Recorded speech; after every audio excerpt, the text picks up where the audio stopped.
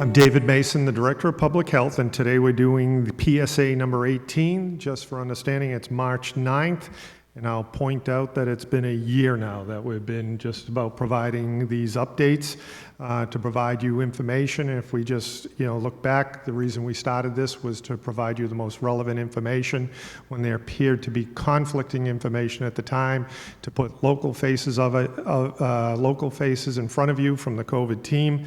And we've enjoyed doing that, and we've appreciated the feedback and suggestions for information and what we should be supplying. So as usual, we've received the updates from Joanne Gake, the public health nurse, and we'll have Chief Burke roll it out. All right, good morning, Dave. Total cases active 38 with 18 hospitalizations between the two hospitals, 3 in the ICU. So that's a drop in 10 cases from last week. We're averaging about 5 cases a day. So that's well below where we were about 6 weeks ago. So we are still trending in the right direction. We did have that little bump last week from February vacation, but we seem to be leveling off and again trending in the right direction. Just as Chief had mentioned, as far as February vacation, we do have April vacation coming up. So we build to anticipate and look down the road. We're expecting, we'd prefer not to see, but we're expecting cases from that time frame. There's the way to travel. There's a way to get together. It's just about being smart doing that also. And at the same time, with spring break coming up, I happened to see the news with some college students down in Florida, and I thought, oh, here we go again, because that was one of the influences last year at this time. We had a lot of cases coming back associated with spring break travel. Reach out to your college student and have a discussion. Not that you can prevent it, just ask them to be smart about it. And at the same time, looking forward, it'll be time soon enough for college students to come home. Start your plan how to integrate again your students into the household, because we did see in Thanksgiving a blip associated with that also. Yep. So there's ways to prevent it. We are smarter now, and we understand it better, and there's ways to prevent further cases in town here. As far as just an update on vaccinations. Yep, so second shot clinic tomorrow. We're looking at about 110. And then the next move is the homebound, which we've been concerned about and focusing on. So it looks like that will start around the 22nd of March. That's kind of a coordinated effort with the state to start the homebound. We've already, like I said, taken care of the Sandwich Housing Authority, Shawm Heights 1 and 2, so their congregate housing is all set. So we'll shift focus to the homebound, and then looking forward, I think both of our hopes are that at some point with the influx in vaccine, sometime in April, we're able to get our hands on some vaccine and do a couple of drive-thrus at the wing school. I think that would be perfect for those people that still want a vaccine that haven't gotten it. So, we still have that in the queue at the moment. And again, I think the homebound is the key to getting them taken care of, and I look forward to Joanne and the staff and the fire department personnel taking care of that the week of the 22nd of March. Very good, yeah. And as far as when we look towards April, nice warm weather, the drive-through, as you mentioned, hopefully it's Johnson & Johnson. It's a valued vaccination. It's worthwhile, and it would make it easy too. One and done. I agree. As far as I know the nursing department, Joanne's office, Joanne Gake's office, and Stacy are getting a lot of calls about those who had been vaccinated losing their vaccination cards. Just, as you go, whether you get it through the town or anywhere else, take a picture of it, make a copy of it.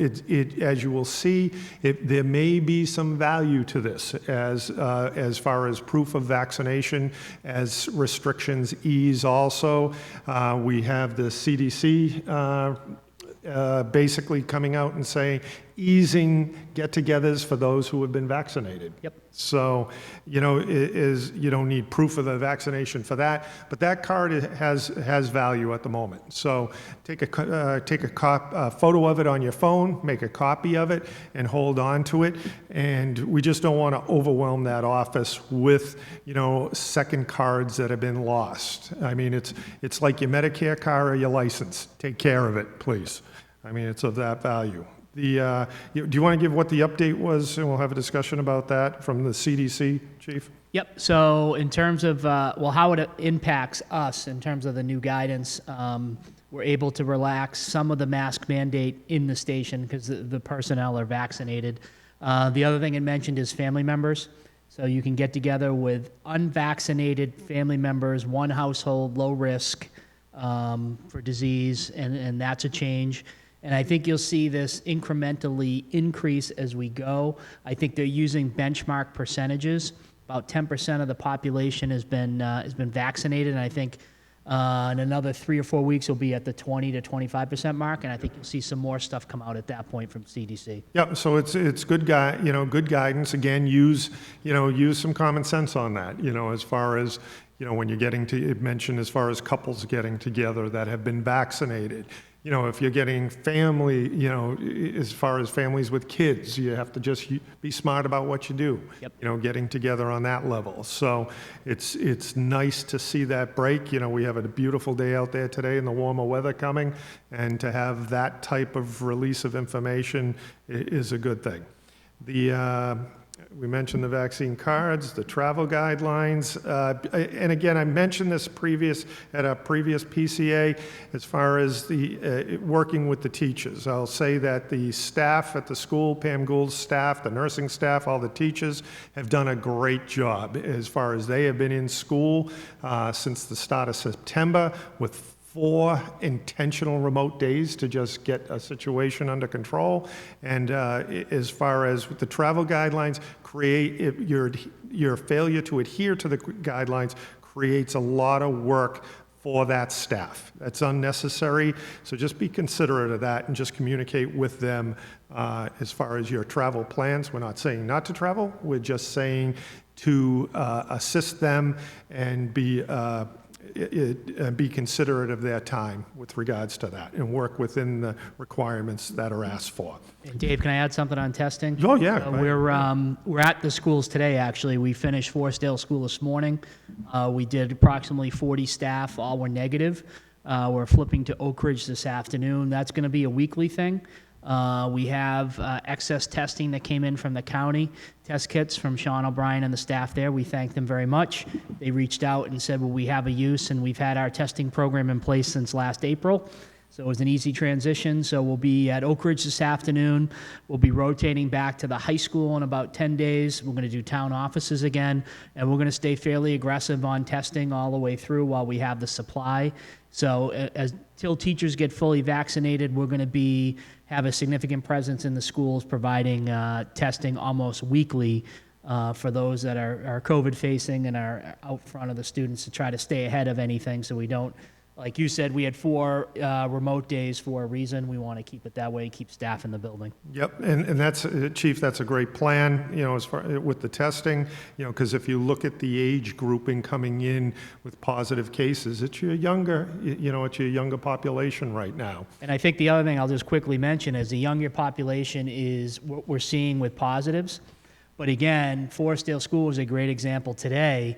40 staff members all testing negative, which means the protocols that are in place, the distancing that is being done there, and what they've done, Kristen Tino at Forestdale and Trish Hill at Oak Ridge, that's a compliment to both of them, that we're doing this mass testing and we're finding negatives, which is good. No, and you're right, because educating is a challenge as it is. Now add the COVID protocol, and if it's even more of a challenge, and they've done a great job at the schools here in town. I agree. Without a doubt. Do we have anything else that we want to add? Oh, just a quick note too, up at the Council on Aging, just got an update from them as far as placement of people for shots. They're assisting people being online, and they're also acting as a resource, identifying where vaccines are available. I happen to see that CVS in town here is now doing them Thursday mornings, I believe. Yep. So I'm not sure of the time frame of sign up, but I know Sue is reaching out to people on that. Do you have anything And else? just so the staff know, CVS is through the federal pharmacy program, and there is a program in place where we can supplement CVS staff to give shots, and of course we do that now with Joanne. But if it gets to a situation where the vaccine stops coming in to COA and it looks like it's going to be funneling through CVS, we're going to offer our staff to try to increase the ability to give more shots based on the vaccine that they get. For those people that don't know, we have a firefighter permanently assigned as a COVID medic. He's been operating since late January. He does testing, he does the vaccines, and he would be detailed to CVS also if that opportunity arose so we could keep shots going. So, if there was a situation where CVS was short-staffed and they had shots scheduled, we're going to backfill that so we can keep that moving forward. So that's a great resource, and in order to keep it moving for the community. And again, a shout out to the Sumancic and the Council on Aging for their assistance as far as lining up and identifying resources also for those 75 and older at this point. So it's greatly appreciated for the community. Do we have anything else at this point? No, I think we're, again, status quo, the numbers, 5 a day, is in line. It's a better line than we've have seen over the last 2 to 3 months. Massachusetts yesterday was around 800 positive cases. The last time they saw that was November 2nd. Yep. So again, we're hoping we're trending in the right direction. The vaccine is out there. We're still pushing for more vaccine. I want people to know that our preference is to deliver vaccine to our own people. So we're going to try everything we can to do that. And again, if it's not, the route is not through Council on Aging, we're going to beat the drum on CVS and Sandwich. Again, it's local. People are familiar with it. And again, if we have to backfill and supplement the CVS staff, we're going to make that offer to make that happen. So let's, back it up a little with regards to that issue.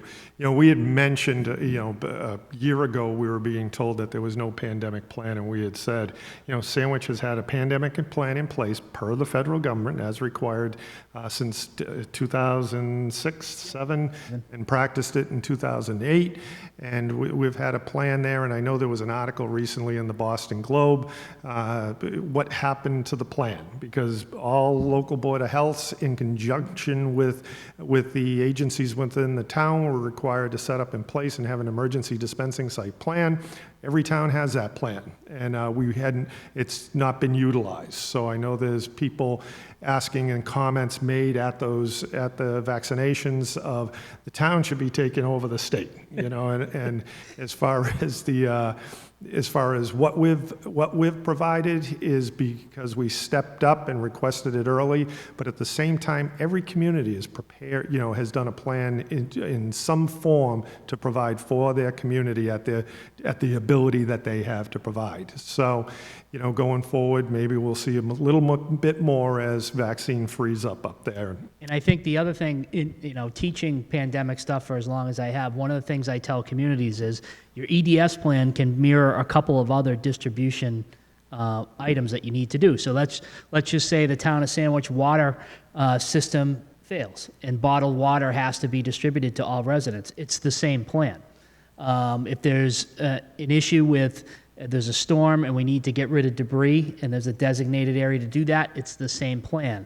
So I think emphasizing with other communities, your EDS plan can have significant impact on other things, and it allows you to provide, basically a solid one location plan to handle a bunch of things, which we've done. So I feel real comfortable with not only the inside plan, which we're doing now, but the drive-through, which we pivoted over to the wing school site. But I think we're in good shape. And like you said, if we received 5,000 vaccine a week, we would put it in people's arms. We would do 500 a day. That's not an issue. 500 to 750 a day, we can handle. The first pandemic drive-through flu shot we did in 2008. I saw a picture of us, by the way. I Yeah, 1,000. had a lot of hair at that point, but we pushed through 1,000, no problem, at Corpus Christi. So we're prepared to do it. And again, I know it's frustrating that the supply is limited, but at some point this is going to change, and the supply is going to become more available. And at that point, we call them cleanup clinics, but we're looking at April, May, providing shots to those who still want them, and the wing school is the perfect spot to be able to execute that, and we practiced it already. So I feel we're in good shape. Very good. So for those of you who have been with us for this year watching these, again, thank you for the traveling this year with us and listening to what we have to say, and with the information. I hope it was useful to you, and we thank you for that. But we will be back again next week, because this is still going on, and we will see you again soon. Again, be safe, be considerate of others, and we'll see you soon. Thank you.